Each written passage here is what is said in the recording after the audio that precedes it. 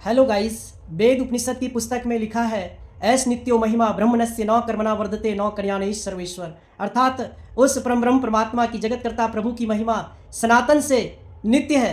उसके महिमा के तेज में किसी प्रकार का कोई परिवर्तन नहीं होता है कभी भी।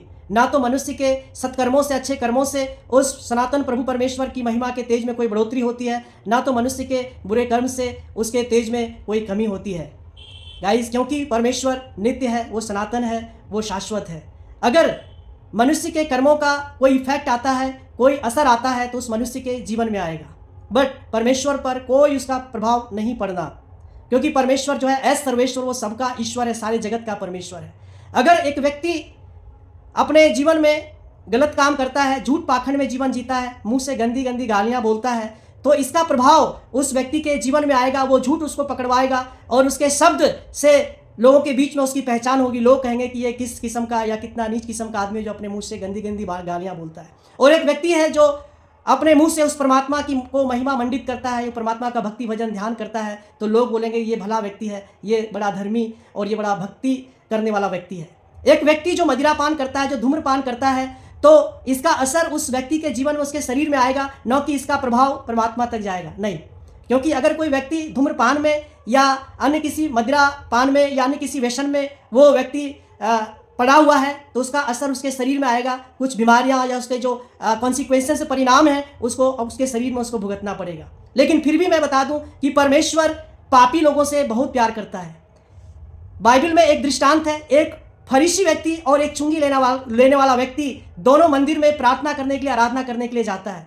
तो फरीसी व्यक्ति जो है वो परमेश्वर से बातें करता, कहता है, परमेश्वर देख, मैं ग्रंथ के अनुसार, शास्त्रों के अनुसार मैं भक्ति करता हूँ और मैं सप्ताह में 2 दिन व्रत उपवास करता हूँ और मैं अपनी कमाई का बड़ा हिस्सा मंदिर को चंदा दान देता हूँ, गरीबों को मैं वस्त्र भोजन दान करता हूँ और मैं किसी भी पापी व्यक्ति के समान दुष्ट दुर्जन के नाई मैं आचरण नहीं करता, मैं किसी प्रकार के कुकृत्य में लिप्त नहीं हूँ। और एक व्यक्ति जो चुंगी लेने वाला होता है, जो टैक्स कलेक्टर होता है, वो व्यक्ति दूर से ही मंदिर की तरफ भी नजरें नहीं उठाया, उस स्वर के परमेश्वर की ओर दृष्टि भी किए बिना कहता है, हे परमेश्वर मुझ पापी पर दया कर, क्योंकि मैंने तो जिंदगी में बस गलत ही गलत किया, रिश्वत ही रिश्वत लिए, अन्याय से धन लूटे बटोरे हैं। तो मैं बता दूं, वो पहला नहीं परंतु ये दूसरा व्यक्ति परमेश्वर की दया को प्राप्त करने वाला हुआ। परमेश्वर की दृष्टि में ये धर्मी ठहराया, परमेश्वर इस पर दया किया और इसको धर्मी ठहराया। और जो व्यक्ति अपने अच्छे कर्मों पर भरोसा कर रहे थे, वो परमेश्वर की दया से चूक गया। तो गाइस, आप अपने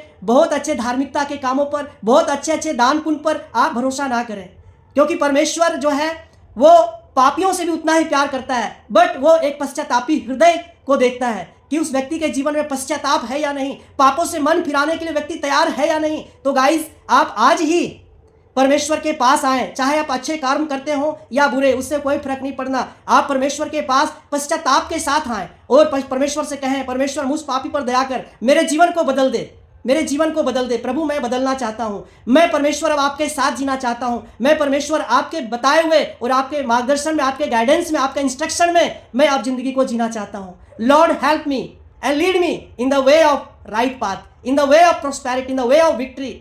और परमेश्वर आपको एक विजयी जीवन देगा, एक पीसफुल लाइफ देगा, एक जॉयफुल लाइफ देगा, क्योंकि परमेश्वर सबसे प्यार करता है। बट आप अपने अच्छे कर्मों पर, इन सब पर भरोसा ना करें। उस परमेश्वर की महिमा सनातन काल से नित्य है, आपके अच्छे कर्म से उस पर कोई इफेक्ट नहीं पड़ने वाला। तो गाइस, आज ही आप पश्चातापी हृदय के साथ परमेश्वर के पास आए, क्योंकि सुसमाचार के ग्रंथ में यीशु मसीह कहते हैं, मन फिराओ क्योंकि परमेश्वर का राज्य निकट है, परमेश्वर का राज्य तुम्हारे बीच में है, बस मन फिराओ और उस परमात्मा की आप उपस्थिति का एहसास अपने जीवन में पाओगे।